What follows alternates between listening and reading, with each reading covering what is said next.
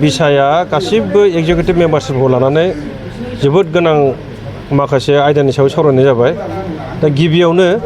जोङो special convention Langone बे टार्मिनेटिं period दा बेवहाय जोङो रिसाइफल खालामगोन सोद्रोमाफोरखौ जोङो फैगौ नभेम्बर दाननि 9 अक्ट'खालि क'क्राझार डिस्ट्रिक्ट क'क्राझार टाउनावनो जोङो स्पेसियेल कनभेनसन लिंनो थांखि लानाय जाबाय बिनिफ्राय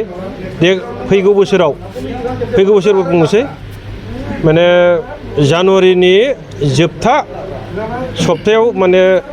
फिल्म एवार्डखौ जोङो खुंफुंगोन आरो बे मोननैयानो मेजर बेखिनिखौ जों दिनै मोजां सावरायनाय जाबाय बबे टाउनाव खुंनायनि थांखि लादों क'क्राझार टाउनावनो लानो सिगांनाय जाबाय बे डिसिसना फाइनाल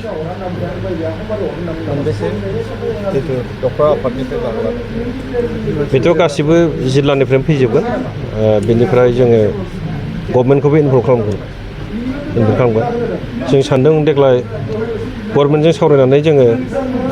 थांनाय बोसोरनि बायदि माने बलिउडनिफ्रायबो जोङो एक्टर बा एक्ट्रिस लाबोनो जों बावैसोनि उनाव जों थांखि लागोन मोनसे बाथ्रा सरसा जाबाय थायो जे असमिया बा गुबुन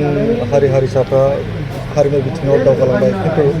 बर'नि सावथुनफोरखौ नायोब्ला दाबो सिगांनि बायदि लेभेलाव नुनो मोनो खारना मा जाहोना जाहैबाय जोंहा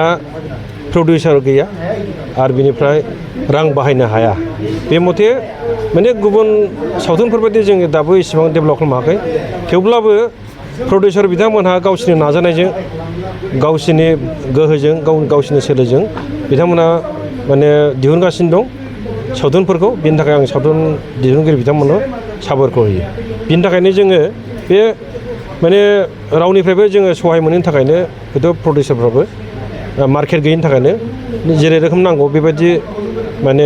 टेकनिकजों दाबो माने फिल्मखौ दिहुननो हायाखै जों बिदि सानो मैनाथ' बे फाइनान्सियेल हेल्प बिथांमोनहा जों एसे सावरायनायबो जाबाय बिथांमोनहा माने नांगौ रोखोम हेल्प होगोन होननानै जोंनो खोथा होदों आरो खिन्थु बे बम्बाइआव खुंनाय मानाया बे जोंनि थाखाय एसे माने कन्ट्रभार्सियेल जागोन होननानै जोङो बेखौ डिसिसनखौ जोङो माने एंगारनानै थादों आरो सिगाङाव चिरां जिल्लानिफ्राय एरख'नायाथ' बे चिरां डिस्ट्रिक्टनि खोथा बेखौ जों बुंनाय नङा खिन्थु मोनसे माने माखासे इनडिसिप्लिननि थाखाय बिथांखौ माने चिरां डिस्ट्रिक्टआ साबजानाय मोनाखै बे सैथो खोथा बेनिफ्राय बिथाङा गावनो माने जोंनि सेन्ट्रेल कमिटियाव रिजिगनेसन माने बिबाननिफ्राय गावखौ एंगारनायनि मोनसे लाइजाम हरदों बे मथे जों बेखौ एक्सेप्ट खालामनाय जादों नाजावनाय जादों जोंहा देग्लाय बोसोराव जासिगोन बोसोरथाम जासिगोन दा बे टार्मिनेसनाव जों कनभेनसन लागोन ना कनफारेन्स लागोन बेनि थाखाय जों सावरायनाय जाबाय जों स्पेसियेल टार्मिनेसन कनभेनसन लागोन होननानै जों दिनै बिथांखि लानाय जायो आरो लोगोसेनो जोंनि जा स्निथि बर' फिल्म एवार्ड फांसन जों बेखौ बबेयाव माबोरै खुंनाय जागोन बेखौबो जों दिनै डिसिसन लानाय जायो आरो जोंनि जिखिनि जिल्ला आफादफोर दं जिल्ला आफादफोराव जेनेबा